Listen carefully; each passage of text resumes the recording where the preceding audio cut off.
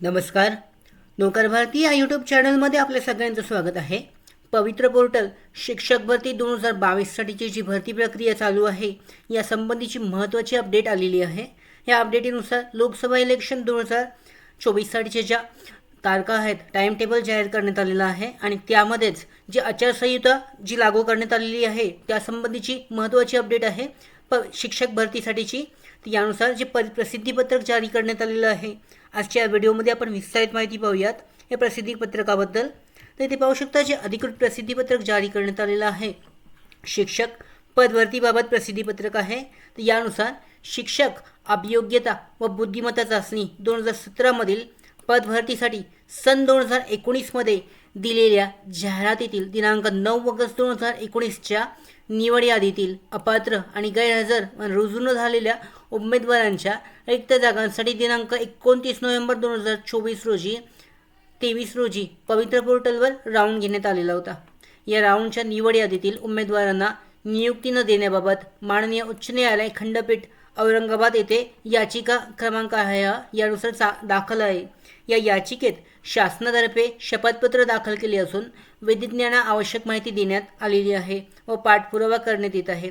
सदर प्रकरण माननीय न्यायालयात न्यायप्रविष्ट असून ते प्रतीक्षाधीन आहे.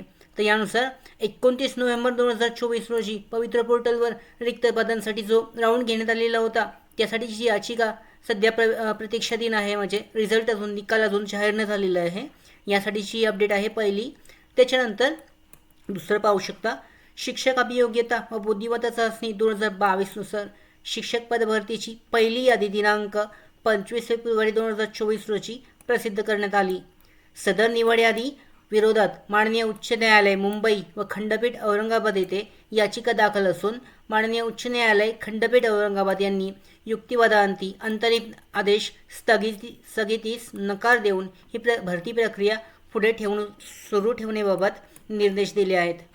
तसेच माननीय उच्च न्यायालय मुंबई यांनी त्याकडील याचिकेत दिनांक 15 मार्च 2024 रोजी झालेल्या सुनावणीमध्ये युक्तिवादादरम्यान स्थगिती देण्यास नकार दिला आहे. याचा अर्थ दोन्ही खंडपीठांनी जो स्थगिती आहे या भरती प्रक्रियेसाठी ती स्थगिती देण्यास नकार दिला आहे. त्यानंतर जी भरती प्रक्रिया आहे शिक्षक भरती प्रक्रिया ते पुढे आता सध्या आहे त्या पद्धतीने चालू ठेवण्यासाठीची जी आहे सुनावणी केली आहे. त्यानुसार पुढचं जे अपडेट पाहू शकता लोकसभा 2024च्या निवडणुकीची आदर्श आचारसंहिता नुकतीच घोषित झाली आहे आणि माननीय न्यायालयाने शिक्षक पदभरतीबाबतचे वरील आदेश दिलेले आहेत.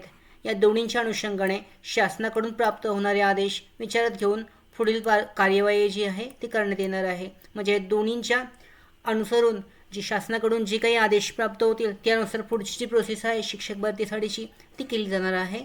यानंतर शिक्षक पदभरती विषयक बाबी संदर्भात अभियोग्यताधारकांनी व्यक्तिगत भ्रमणध्वनीवर कोणतेही संदेश पाठवू नयेत, म्हणजे व्यक्तिगतरित्या कोणतेही मेसेज किंवा संदेश याच्याबद्दल पाठवू नयेत. याची दखल घेतली जाणार नाही.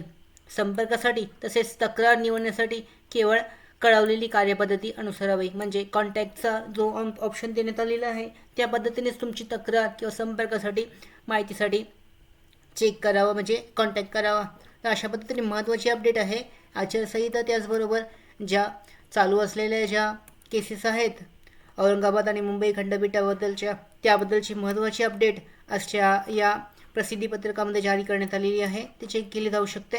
याची PDF लिंक डिस्क्रिप्शनमध्ये आहे. तर अशा पद्धतीने शिक्षक भरती संबंधाची प्रोसेस जी आहे पुढे कशा पद्धतीने चालू राहणार आहे याबद्दलची महत्त्वाची अपडेट यामध्ये देण्यात आलेली आहे. तसेच आमचे भरती updates, study material, online test series, police भरती प्रॅक्टिस टेस्ट आणि अधिक माहितीसाठी नोकर भरतीच्या व्हॉट्सअप चॅनल आणि टेलिग्राम चॅनलला जॉईन करा. त्याचबरोबर नोकर भरतीच्या यूट्यूब चॅनलला सबस्क्राईब करा. धन्यवाद.